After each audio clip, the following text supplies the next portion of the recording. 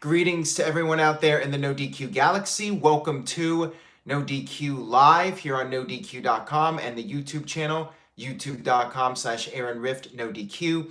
So we have WWE Crown Jewel to talk about. Interesting show, to say the least. Not really sure how I feel about it, but nonetheless, I will talk about it. By the way, which country did this show take place in? Because I don't think WWE mentioned anything about the location for this show. Let me scoot up here for just a second. All right. It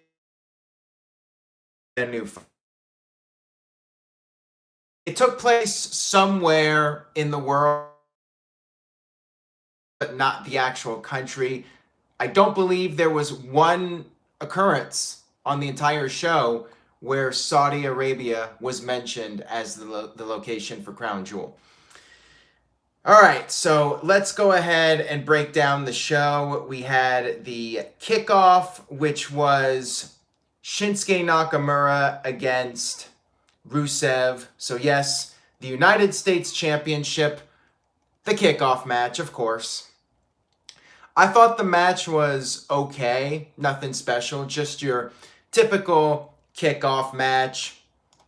Nakamura got the heat, Rusev made the comeback, and then we had Rusev put the accolade on, and that's when Nakamura broke out of it, but as he was doing it, he actually headbutted Rusev in the groin area. So the referees were referencing, oh, Nakamura has a past with low blows and whatnot. Nakamura would hit the Kinshasa and pick up the victory over Rusev on the kickoff. And by the way, WWE did announce on this show that it will be United States Champion Shinsuke Nakamura versus Intercontinental Champion Seth Rollins at Survivor Series. Now, if you told me about this match, let's say a year ago, I would be really excited for it. However, after that lackluster AJ Styles Nakamura feud and Nakamura's overall underwhelming run in WWE, I'm not getting my hopes up about this. Now, it's Seth freaking Rollins, so they may pull off something huge at Survivor Series and have a fantastic match. By the way, thank you to everyone watching this live. We already have over 300 live viewers, which on a Friday afternoon at 1 o'clock is quite remarkable. So thank you guys so much for that. All in all, Survivor Series is shaping up to be an interesting card, and I will get to that more here in just a few moments. I also wanted to mention the announced team. Renee Young was there doing the commentary for this show, and she did not have any of the traditional headgear on, but she was covered. She just had a black outfit on. Dylan with a $5 super chat donation. Thank you for that, Dylan. Well, if there's one thing good about WWE doing these glorified house shows overseas, it's that I can finally watch your reviews live. Well, thank you for that, Dylan. Much appreciated.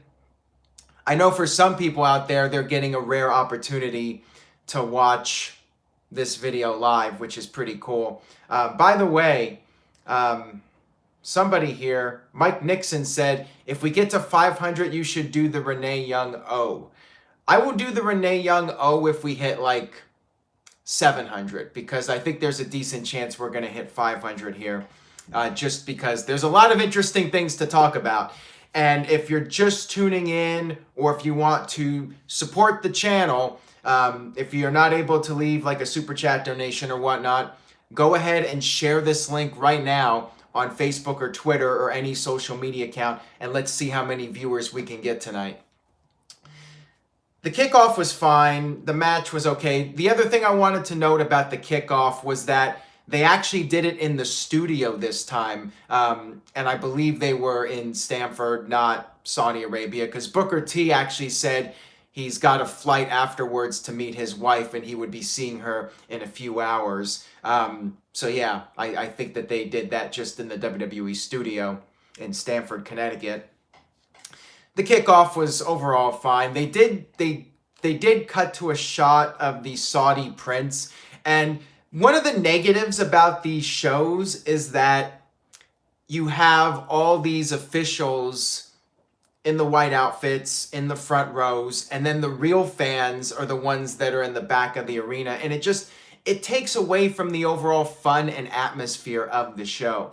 Tony H with a $2 super chat donation. Heard it was Crown Poo instead of Crown Jewel.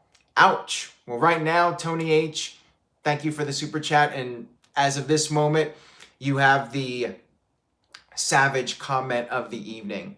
Cult of Mute says Saudi Prince was going to sleep. An unorthodox man brought up how people were walking around during the matches too. Yeah. I mean, that's the one downside to these shows, you know. Let the real fans get the front rows. I mean, come on now. That just is really unfortunate. I will say, though, the stadium looked really cool. I will give them credit. They built a really beautiful stadium, probably with their oil money, but it looked really nice. It was a really nice looking stadium for the show. I did like the stage. The Crown Jewel stage looked cool. And of course, we had pyro back on this show. Lots of pyro. Pretty much all of the World Cup matches involved pyro. So that was nice. They pretty much spent a year's worth of pyro budget on one show for this event in Saudi Arabia. Yes, it was in Saudi Arabia, despite WWE not actually saying anything on TV. Eddie says, Aaron, please just make this a rant video. Stay tuned. I mean, there's plenty to talk about here. It's going to be fun. Believe me on that.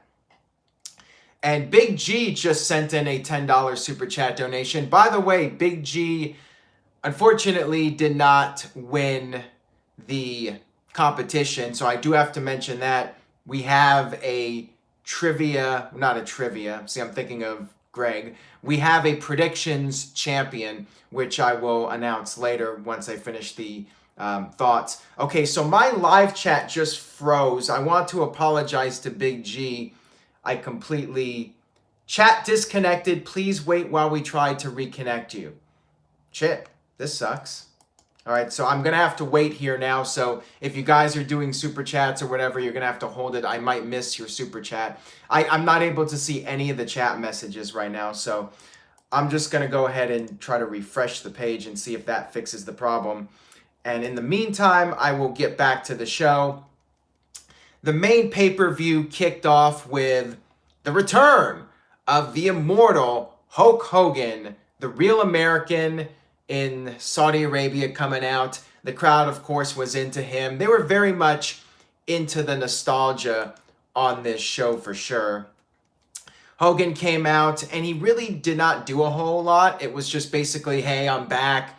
He posed. He said he's happy to be there, and he says, so what you gonna do, brother? I think that was his first line. He talked about the event a little bit, and it was short. You know, it was only like 2 minutes. Cindy just left a $10 super chat donation, which I completely missed. Okay, here we go. Cindy says, hey, everyone. I decided to skip Crown Jewel due to all the controversy that it didn't set well with me. Still going to support WWE, but not the location decision. But I'm very entertained by the social media. Well, thank you very much for that, Cindy. Let me try to get back to not Virtue, but Big G. Big G says, here's to Virtue winning, when he just spoiled it for everybody. He says, here's to Virtue winning the first NoDQ Predictions Championship at work and enjoyed the show. NoDQ Team Rocks. Thank you for that, Big G. Also got a super chat here from Doug03, $1 but no comment. Thank you for the super chat. The funny thing, so Hogan came out, he's the guest host for the show. However, he was never seen again on the entire broadcast. At least if Hogan's going to be the guest host, have him do something. Like maybe when there was a controversial finish, Hogan would come out and make a ruling or anything. Just something. Maybe talk to somebody backstage. I mean, Hogan did absolutely nothing but just come out there and cut the promo. What does that even mean when he's the guest host? He just came out and did a quick promo. OG85 says, hey, Aaron, I was there and I had a NoDQ.com sign. Did you see it? I did not see it personally, but I do appreciate you bringing one. Thank you very much for that. Just spreading the word and letting people know about NoDQ is awesome. So thank you very much for that.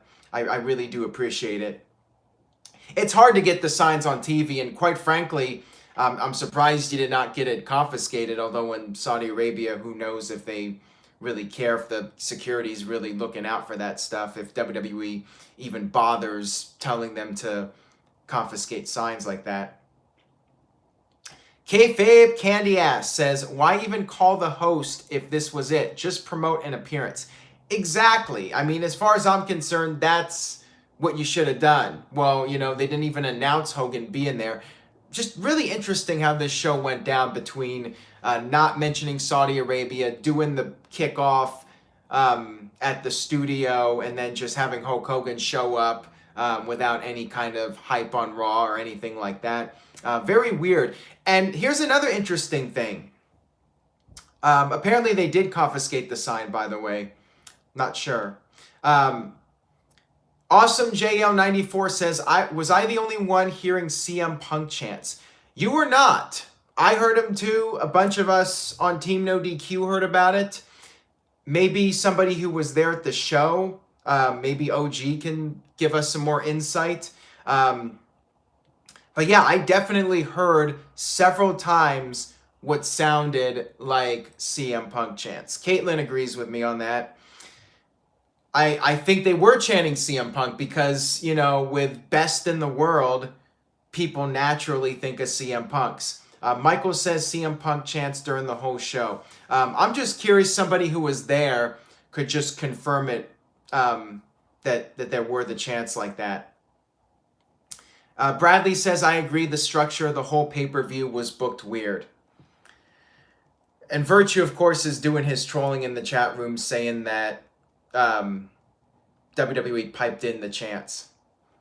Kayfabe Candy Ass says the Saudis are already smarked up after one show. Well, there you go. All right, so let's get to the actual matches on the show. And for some reason, I lost my place here. Oh, there we go. All right, let me get back to it now. So the opening match was... Trying to make sure I do this in the right order. Okay, so Rey Mysterio versus Randy Orton. Not a whole lot to this match. It was fairly short. I do like Mysterio's Titantron with all the flashing masks. I believe he's had it for a while, though. But it looks really cool with that big, giant screen. They just had a basic match, which Mysterio won with a roll-up. So you had to do a roll-up on this match to kick off the show. Afterwards, we had Randy Orton attack Mysterio with an RKO and then throw him around the outside of the ring. He picked up Mysterio and threw him ribs first into the announce table, and that would play a role into the other match that Mysterio was in later. How's it going, RD? Thank you for tuning in. Caleb Jacobs with a $2 super chat donation. He says, this Best in the World in WWE is just a dig.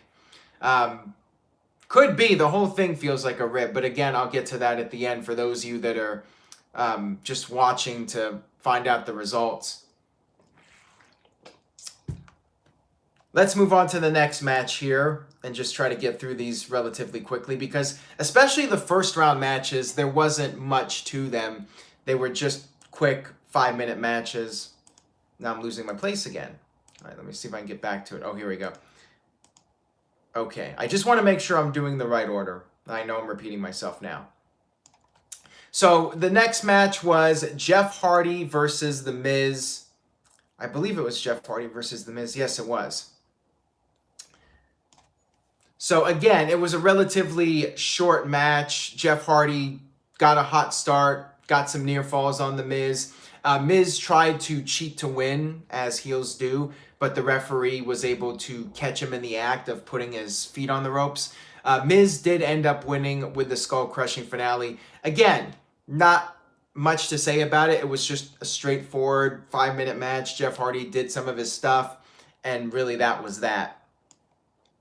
Next up, we had Seth Rollins versus the man who looks like money, the man who smells like money, accompanied by Lio Rush. And I'm so happy that Lio was brought to this show because without Lio, I mean, Bobby Lashley is still Bobby Lashley, and he's Bob the Lash without Lio Rush. Let's just put it that way. Lio Rush is really making the act, in my opinion. He's like Alberto Del Rio's Ricardo, basically. Lio came out. Unfortunately, he did not get on the mic really, other than the pre-match promo. He wasn't doing the Lashley during the match with the microphone, which I was bummed out about, just because I find it so entertaining personally. I know a lot of you disagree with me on that, whatever. Lio said that the people are jealous because none of them will ever look like Lashley. And again, another straightforward match. Lashley did some power moves on Rollins, but Rollins came back and beat him with a curb stomp, and that was that. I mean, there really wasn't much in the way of near falls or anything like that. He just beat him with the curb stomp. We move on to the next match. Mike B with a $10 super chat donation, or $9.99. So I guess he's paying for my network. Thank you for that, Mike B. Aaron, I'm just getting out of work, so I was following along on the NoDQ Twitter. Thankfully, I missed the show. The pay-per-view sucked, but NoDQ doesn't. You rock, Aaron. Thank you very much for that, Mike B. Again, appreciate it as always. You are awesome. And thank you to everyone for doing the Lashley chants in the chat room, because Lashley is money. He looks like money. He smells like money, and I feel bad that his push is already being put to the sidelines, but whatever. Next up, we had Kurt Angle versus Dolph Ziggler. Let me try that again. Kurt Angle versus Dolph Ziggler. Dolph record scratch Ziggler, of course. Ziggler came out with Drew McIntyre, and some people were upset about this. You know, some people saying, well, Drew McIntyre should be doing something more on this show, and maybe they're right. This was really interesting. So I was thinking, like, potential dream matches. Like, we would get to see Seth Rollins versus Kurt Angle in the semifinal. But no such thing happened. I guess Kurt just cannot do more than one match. Even with the training that he's done, he's still limited in what he can do. So basically, they did do a pretty good match. Angle did his spots. He did the German suplexes, and then, you know, he does the one where he tries to do the German on the outside. Angle actually hit the Angle slam, and Ziggler kicked out of that. And then Drew McIntyre was getting involved a little bit. Drew would get on the apron. Angle hit the ankle lock, or put on the ankle lock, excuse me. But Ziggler broke out of it. And then Ziggler hit the zigzag to beat him pretty much clean. I mean, Angle ran towards him, went into the ring post, and then Ziggler hit the zigzag to win. You know, McIntyre kind of teased, interfering, distracting Angle a little bit, but basically it was a clean win for Dolph Ziggler. Maybe a little bit longer than the other matches, but not anything too significant. It's pretty clear to me that Angle cannot really go at the level even just 3 or 4 years ago when he was still in TNA, or Impact Wrestling, whatever you want to call them. Basically, I agree with Kayfabe. Kayfabe says, Kurt looks good to the eye, but his work looks old and slow. Love the guy, but he was not going to do one more match. I mean, yeah, I pretty much think that sums it up. Landon I'm not sure how to pronounce the username, leaves a $5 super chat donation. He says, people wonder why I've seen 600 anime and barely watched WWE. I watched that live and it was god-awful. Join us, Otaka Aaron. WWE sucks and swallows. So, yeah, I was just reading off his comment. But thank you very much for the super chat. Much appreciated. Let me take a sip of this. Next up, we had... So that was the first round, by the way. So, yeah, that was the one big surprise for me, was Ziggler beating Angle. I think we all went with Kurt Angle to at least make it to the second round, and what fools we were. Next up, we had The Bar versus The New Day. The New Day had their big entrance, which was a magic carpet ride. So apparently it's like Aladdin with them coming out there on the magic carpet. Where were their lamps and all that stuff? I don't know. But they did do the big entrance. Big Show came out with Sheamus and Cesaro. Match was good. Again, pretty straightforward stuff. It was Kofi and Big E with Xavier doing the trombone on the outside. Bar worked over Kofi for a while. Big E got the hot tag. And the finish was Big Show hitting Big E with the knockout punch. Only problem is he punched him like basically in the chest instead of the head. So Big Show was kind of off with his punch, but whatever. I guess any punch from the Big Show, regardless of where it is going to hurt. He hit the punch, and this was when the referee was not looking. Sheamus pinned Big E with the brogue kick, so there you go. I mean, it wasn't like the punch was the actual move that ended the match. It was really the brogue kick that ended it, so that's fine, you know. Nitpicking, yeah, Big Show was off on the punch, whatever. Match was good. No real complaints here. They did some fun stuff. Next up, we had Rey Mysterio versus The Miz. Rey Mysterio looked great in this match. I love that sliding splash he does to the outside. He did one on The Miz that looked really awesome. No pun intended. Well, maybe it is. Rey Mysterio, Miz, back and forth here. Mysterio actually kicked out of a skull-crushing finale. Miz was doing the it kicks, and those were the only types of kicks like that the Saudi Arabia fans were going to get to see because of Daniel Bryan no-showing.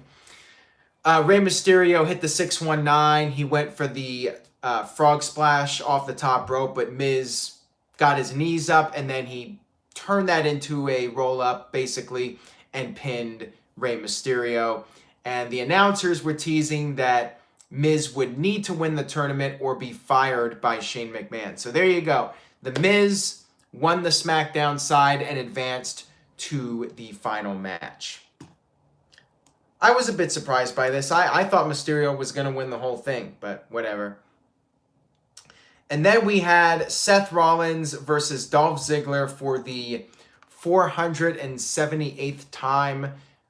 Good match as usual from these guys, and I feel like I say this every single time. I mean, these guys are not capable of having a bad match against each other, but part of me was just disappointed because I wanted to see something different. I wanted to see Seth Rollins versus Kurt Angle. I didn't want to see the same match I see on Raw every single week. So that's just my take on it. I would have liked to have seen something we had not seen, but it is what it is. The match was good, like I said. Drew McIntyre was getting in Rollins' face, and Rollins was basically daring McIntyre to hit him, so there would be a DQ and Rollins would advance. Rollins did get some offense on both guys, and he did a double suicide dive, hitting both Ziggler and McIntyre. But then I guess that's McIntyre's justification for interfering in the match, even though you would think he's a heel, he's going to do it anyways. But I guess for whatever reason, WWE wanted to book it, so McIntyre was instigated to cheat. Why, I don't know. Whatever. McIntyre pushed Rollins off the apron when the referee wasn't looking, and Ziggler hit the super kick and pinned Seth Rollins. So yes, Ziggler not only beat Kurt Angle, but he beat Seth Rollins as well. Wow. Jay with a $2 super chat donation. He says, having somebody win and go over Ziggler is a joke. And I'm not saying who it is in case somebody's watching this and wants to just read the results and find out about the results as they go along. So thank you, Jay, but please don't jump ahead. And that's to everybody, by the way, not just Jay. Some people might just want to watch this and find out the results and get my reaction as it comes along. And then we had Byron Saxton afterwards interviewing Ziggler. Ziggler's like, for the longest time, nobody has given a damn about him, but now he's in the finals, and next time people see him in the ring, he would be holding up the trophy, and he would prove to everybody that he's the best in the world. And of course, me, everyone else, we're thinking of CM Punk. What was WWE thinking here? Why even use this tagline when you know people associate it with CM Punk, and you're trying to make people forget about CM Punk? You have AJ Styles, who's on the verge of breaking the record that CM Punk had for the longest reign of the modern era, whatever you want to call it. Just doesn't make sense to me. It's like just an open invitation for people to chant for CM Punk. Definitely something I would not do, but whatever. I feel like I'm saying that for this entire video. I'm just like, whatever at this point. I'm almost numb to the point of even being angry about this pay-per-view. And we got a lot to go here. We definitely have some things to talk about because the internet practically blew up over all this stuff. So next up we had AJ Styles, the mid-card WWE champion, against Samoa Joe. And of course, the original plan was Daniel Bryan, but Bryan decided he didn't want to go. Landon Nime says, Aaron, what's your favorite anime daddy? Don't watch anime. Moving on here. Thank you for the super chat, though. And please stick to wrestling. If you're going to give me random topics, then I'll just take your super chat and not comment. All right, so AJ Styles versus Samoa Joe. Basically just the same exact match we've seen from them. Technically, it was good. I did enjoy it, but it seemed like the crowd really didn't care that much about this. I mean, I think they were chanting CM Punk. At least that's what it sounded like. And they were like waving their cell phone flashlights around. It seemed like the crowd was just not really invested in this match. And I really don't blame them. I don't blame anybody at home if they were bored with this, because AJ already beat him in a NoDQ match, whatever it was, at Super Showdown. So why are we now all of a sudden we're just seeing them in a regular match? I mean, it's a step down. They just did this because Bryan had to cancel out. So they had a very, very standard match from these guys, which was technically good, but nothing all that special. AJ worked over Joe's knee a little bit and then won with the phenomenal forearm, and that was that. So there you go. Styles wins again. Survivor Series, he'll be facing the Universal Champion, which I'll get to in a second here. And yeah, I mean, all he's got to do is get through December, and he's going to break Punk's record. So I think it's pretty much a guarantee at this point he's going to break CM Punk's record. I mean, I would be very, very surprised if after all this, if AJ lost the title like a couple of weeks before he broke CM Punk's number. That would just make no sense whatsoever to me. I mean, they're so close. I mean, I just don't see that happening. And I know WWE likes to sometimes shock people, but that's one shock I'm not expecting. It just doesn't make any sense. Next up, we had... All right, here we go. Get the popcorn ready. Let's go ahead and do this. The Universal Championship match. And by the way, we have 560 people watching live. So thank you guys for watching and checking out the video today. Please spread the word if you enjoy it. All right. The Universal Championship. Brock Lesnar. And for those of you keeping score at home, the guy who is supposedly doing another UFC fight, versus the top babyface in the company now that Roman Reigns is gone, Braun Strowman. Big G with a $2 super chat donation saying, did you see my other super chat? I did read off the 10 one, Big G, if that was the one you were talking about, and thank you for the $2 just to ask about it. I appreciate it. All right, so here's what happened.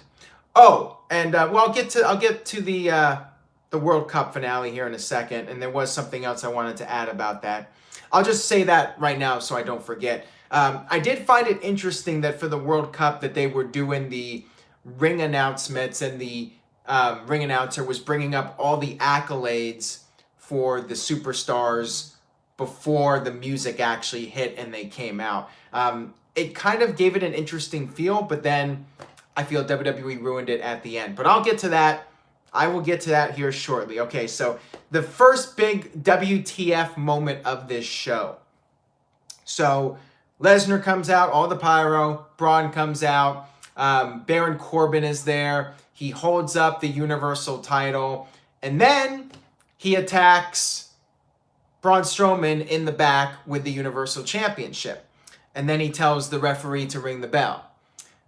Strowman gets put in the F5. Lesnar hits the F5. Strowman kicks out. I thought this was going to be it right here. They did a second one. Strowman kicks out again. They did a third one. Strowman kicked out a third time. Then Lesnar F5s Strowman to the outside, literally to the outside of the ring. The referee counts, and of course the announcers bring up that since a new champion is guaranteed, that the title could change hands on a countout. I wonder what would have happened if they both got counted out or something, but whatever. Strowman did make the count at 9, just barely. He got back in the ring, and then Lesnar hit a 5th F5 and won the match. So yes, Brock Lesnar is once again the Universal Champion. Braun Strowman got 0 offense in the entire match. He just got F5'd 5 times, with one of them being outside of the ring, and that was the entire match for the Universal Championship. The title that was vacated by Finn Balor, Goldberg held it, did matches with like 3 moves. Roman Reigns wins it, gets sick, and then you do this. I mean, this title is just like so irrelevant, and it gets billing over the WWE title. So what does that tell you? Tony H with a $2 super chat donation. Could WWE do Brock versus Roman again at WrestleMania? They certainly could, and if Roman, I don't know when Roman's going to be back. My feeling is probably not for WrestleMania, but would not shock me if WWE did that again. So yes, Brock Lesnar is officially the Universal Champion again. And at Survivor Series, it will be Brock Lesnar versus AJ Styles in a rematch from last year's Survivor Series. I'm not really complaining about it because the Survivor Series match was really good, but I really hope AJ wins this one. I mean, he already lost once. Are you just going to do the same match where Brock wins again? You got to have AJ win this one. Otherwise, why do this? And I know I'm saying that, and they're still going to likely have Lesnar win anyways, but whatever. Whatever is like the word of the night. I think I've said that like a dozen times already. Cindy with a $2 super chat donation. She says, worst match of the year than Zayn versus Lashley? Valid question there, Cindy. Very valid question. I mean, it was a nothing match. It really was. Literally, it was 5 F5s with one of them to the outside. That was the match. So, yeah. Jason Black with a $5 super chat donation. It seems I made the right choice skipping this pay-per-view. What a joke, Aaron. If you were not running the website, would you still be watching this crap? Like I've said before, and thank you, Jason, I'm a fan, so I would still watch. I'm invested. But I would not be watching Raw and SmackDown Live. I would be watching the YouTube clips. And I would watch the pay-per-views, and that's about it. I would not be watching NXT, although I would watch the NXT pay-per-views. It would be very similar to now, but I just would not be watching Raw and SmackDown Live. Definitely not watching those shows live, especially Raw. Dylan with a $5 super chat donation. He says, I'm so sick and tired of WWE's obsession with everyone kicking out of 3, 4, or even 5 finishers. It just buries their finisher. Yeah, it's just so lazy and it's just dumb. I don't know what else to say about it. Doesn't feel realistic at all, you know. I agree with everyone. This was garbage. Should have been Strowman winning. If anything, Strowman should just power slam Lesnar and send Lesnar packing. I mean, why do we still need Lesnar on WWE TV? Let him go do his UFC fight. Yeah. It just ruined Strowman. And they were screwing it up with Reigns too. And that's in Reigns' defense, you know. Reigns should have beaten Lesnar. They should have just gone with it. You're going with Reigns as the top guy, just have him beat Lesnar. Why is Lesnar still champion? Why is he even still a thing in WWE at this point? I mean, to me, it's just boring. Brent Block with a $2 super chat donation. Strowman winning at WrestleMania, question mark. That I don't know. I mean, for all I know, you know, it's going to be Brock Lesnar winning at WrestleMania. And it's just going to be an endless cycle until Brock decides he doesn't want to do it anymore. Until Brock decides he has enough of WWE's money where he's just content with going home. But as long as WWE keeps paying Brock, I think Brock's going to say, hey, cool, I'll show up, hit a couple F5s, collect 7 figures. It's all good. I don't get it. I mean, are there people out there that really want to see Brock Lesnar wrestle at this stage of the game? Is WWE really getting a return on their investment? Is Brock Lesnar merchandise really selling that much to justify his paycheck? Or is it just they don't care? They have so much money, it doesn't matter. Brock doesn't have to give them a return on their investment. I mean, Brock, if Vince likes Brock and they have all this money at their disposal, they're just going to have Brock there to please Vince. I mean, why else is he there? Do people actually buy a ticket saying, oh boy, I want to see Brock Lesnar hit a couple F5s and that's it? I don't know. Maybe there are. Maybe there are people that want to see Brock Lesnar show up once every 2 months, hit a couple F5s and go on his way, and then the Universal title disappears. Maybe some people enjoy it. I don't know. I really don't. It's one of life's mysteries. I mean, I really just think it's Vince likes Brock, WWE's making a ton of money, and they can do whatever they want, and they just do it to satisfy Vince. I think that's what it is. Anyways, that's rant number 1. Let's move on here to the next match, shall we?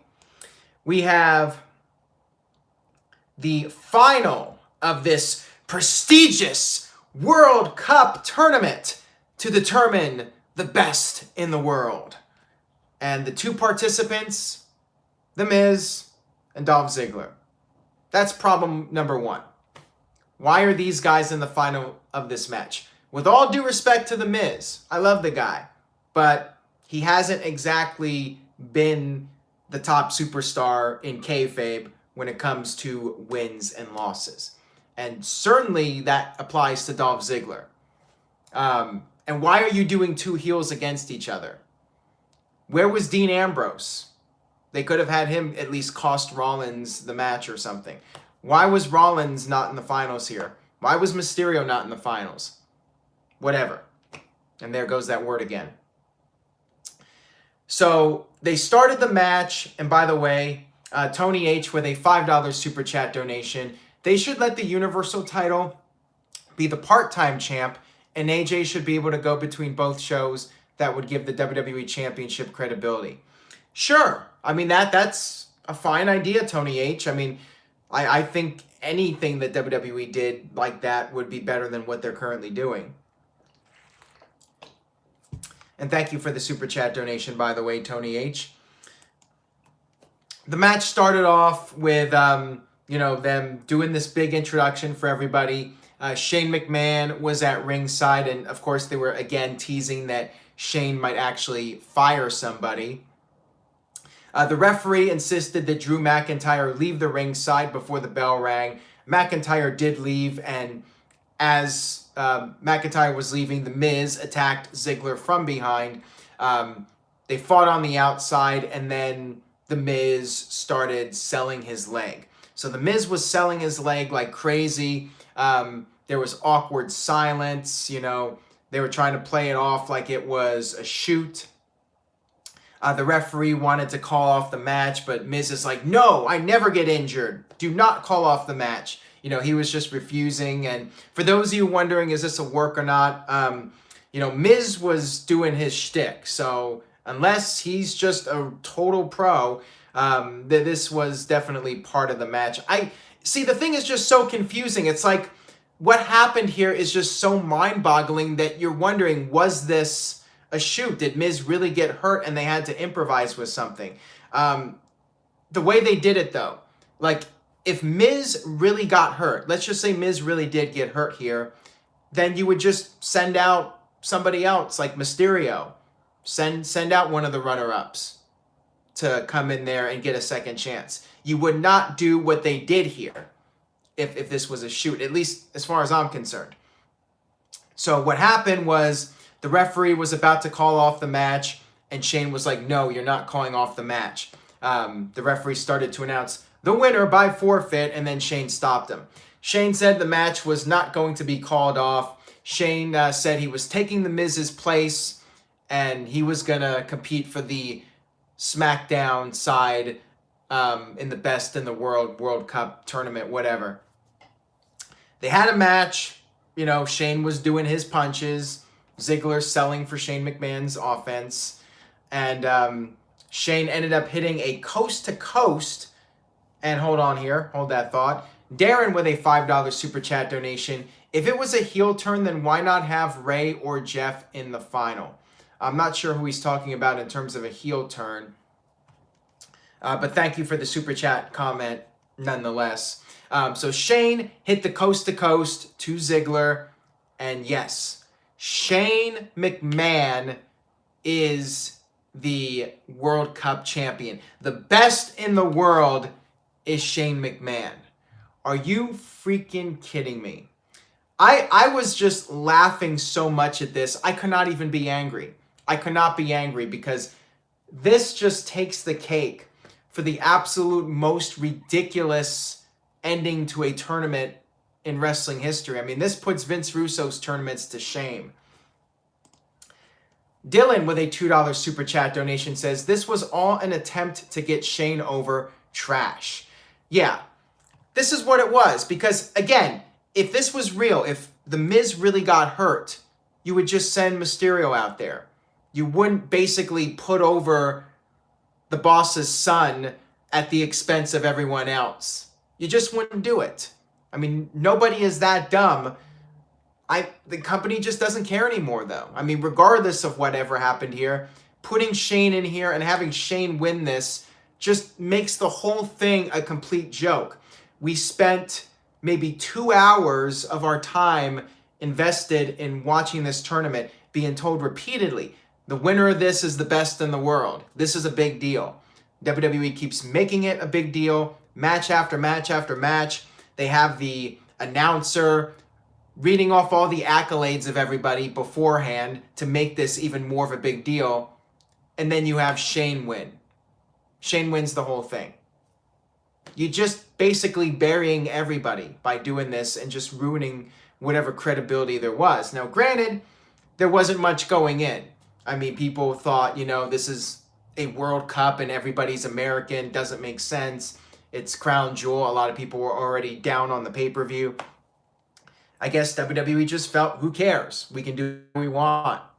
And people are going to just have to deal with it. I wasn't even angry. I'm just at the point where I was laughing the whole time. Like, this was totally WCW 2000, where nothing matters.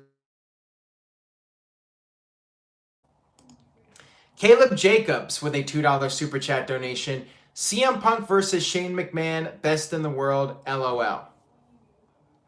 And the Elite Shots says Shane is going to beat Styles for the title. I don't know what else to say about this. I mean, this was a train wreck. I mean, that's really the only way I can describe it. And totally like WCW 2000. Elijah with a $2 super chat donation says, Drew needs to save us and take the title. Who cares, though? The Universal title means nothing. I don't care about it. I don't even care about seeing Brock versus Drew. I don't care about seeing Drew versus Strowman at this point. Paul Jackson with a $2 super chat donation. Is this a heel turn for Shane? I don't think so. I think it was just Shane trying to do something for SmackDown. I don't think it was a heel turn. I don't know. Virtue's mad because I'm just, I'm being critical of his boy. Sorry for that, Virtue. So speaking of WCW 2000, we had the main event, DX versus The Undertaker and Kane. So this is Shawn Michaels' big return, right? 8 years gone, you would think that they would go all out for HBK's entrance. No, he just came out with Triple H, with the DX music, threw around the glow sticks. You know, just an average entrance. I thought that they were going to like go all out. Like Shawn would come out last. He would have like this really cool outfit or something. They'd play his old music. They would just do more than what they did. Instead, Shawn just comes out there with Triple H throwing the glow sticks around, and they were first. They came out first, even though it's Shawn's big comeback. Okay, whatever. There goes that word again. Take a shot every time I say whatever in this video, and you'll die from alcohol poisoning. We had The Undertaker and Kane come out, and they got their separate entrances. Kane came out, and then we had Undertaker do his big 10-minute entrance, which did look really cool with the stage and everything. So, of course, Undertaker's entrance is always a big deal, but I'm just bummed out Shawn didn't get the big entrance. Like, they could have done something really cool for Shawn's comeback, and they chose not to. So that was a disappointment. Shawn looked like a cancer patient. Sadly, he doesn't have the ability to pull off the bald look like Triple H. And to me, it was just sad seeing him in there with the bald head. He did work good, slower than during his peak, of course. I mean, it was kind of like Kurt Angle where he could still do his thing. He did the kip up. He did the elbow off the top. He did some other stuff.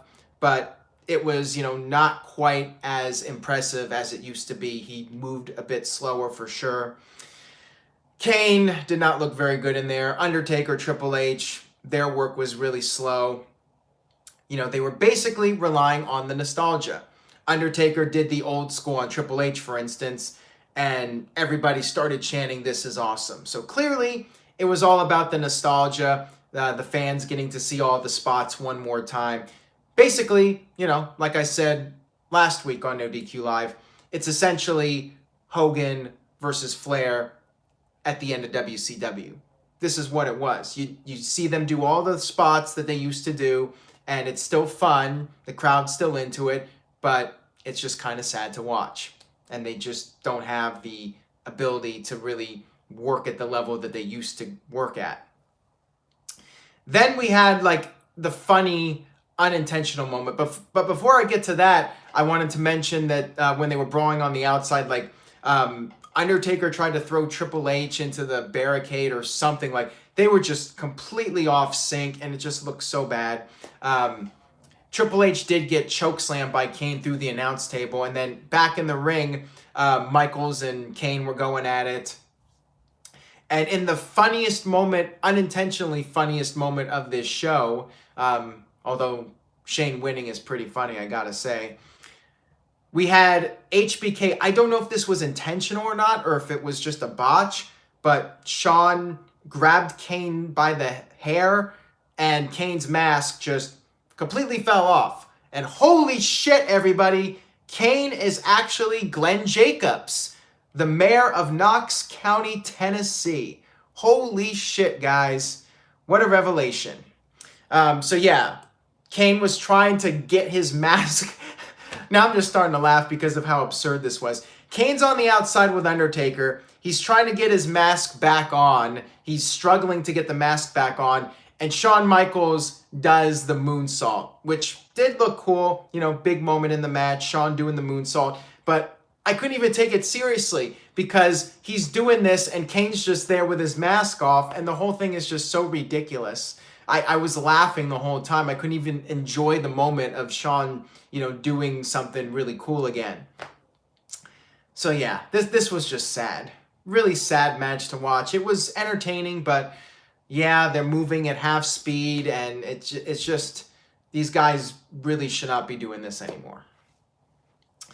Shawn hit the Sweet Chin music twice to Kane, and then Triple H hit the pedigree, and that was it. DX won, they celebrated, and if there's one positive here, I will say that at least we didn't have the whole respect thing where afterwards Shawn and Triple H shake hands with Undertaker and everybody's all like, oh, everything's good again. We all respect each other. Happily ever, can't even say it. Happily ever after. At least we got none of that. It was just Shawn and Triple H celebrating. Fireworks went off. And that was the end of the pay-per-view. So there you go. That was Crown Jewel. Whew, letter grade for this show. I don't even know what to rate this show. I mean, the whole thing was just completely absurd. The DVD Freak with a $2 super chat donation. He says, Backlash or Crown Jewel? What happened at Backlash? I don't even remember Backlash at this point. Are we talking about 2017 Backlash? I don't even know what happened on this year's Backlash, quite frankly. This pay-per-view was interesting. I mean, I was bored at times, but there were times I was very entertained, but not for the right reasons. I really don't care about anything coming out of this pay-per-view. I don't care about seeing Shawn wrestle again. I don't care about Strowman. I don't care about Lesnar. I don't really care about the whole thing with Shane and SmackDown. I think they just made everybody come off very poorly. And Converse Craig says Renee Young rates this an O. I like it, Converse Craig. That's officially the Savage line of the night. There you go. I'm not going to give this show an F because I did find some entertaining things about it. But as far as a show that makes me want to watch more WWE, this probably would be an F. But I think overall, I'm going to give it maybe... I'm going to be a little generous, and I'm going to say it's a D+ as far as the pay-per-view goes. I mean, it definitely had some intriguing moments, but in the end, like, everything was just a mess. So I think I'm being generous. D+. Pretty bad show overall. Brent Block with a $2 super chat donation. Who will take the titles off of AJ Styles and Brock Lesnar? Don't know. And as far as Lesnar goes, don't really care. Might be Strowman. I would say Strowman probably. They'll do one more match. They'll kick out of all their finishers. AJ could be Daniel Bryan. Maybe they'll have Bryan win the Rumble. Face AJ one more time at WrestleMania. Could be AJ. Not sure who else at this point. Maybe it'll be Shane. Maybe it'll be Shane McMahon defeating AJ Styles for the WWE title. I mean, I don't even care at this point. Cindy's like, we're going to get a lot of the worst match of the year candidates for Crown Jewel on the NoDQ year-end awards. Probably. King Turbonius with a $2 super chat donation. Is this the worst WWE pay-per-view in years? It's up there. I mean, I think there's a highly likely, in all likelihood, chance that this is going to be voted the worst pay-per-view for the NoDQ.com year-end awards. And by the way, make sure you vote in the Hall of Fame. We have the Hall of Fame voting up now. Several categories already up. More to come. Head over to NoDQ.com/features and you can cast your vote. But yeah, this was among the worst WWE pay-per-views overall in a long time. Great Balls of Fire was actually a decent pay-per-view, so I don't know why people are blasting that show. Oh My God Ruler with a $2 super chat donation. AJ Styles versus Finn Balor for the title at WrestleMania? You know what? 2 years ago, this would be a great idea. Now, Balor is so devalued, I don't even care about Balor and AJ. Steven with a $2 super chat donation. Is this the saddest pay-per-view since Over the Edge 99? Well, they're totally different, so I'm not even going to compare the two of them. I mean, this is sad for an entirely different reason.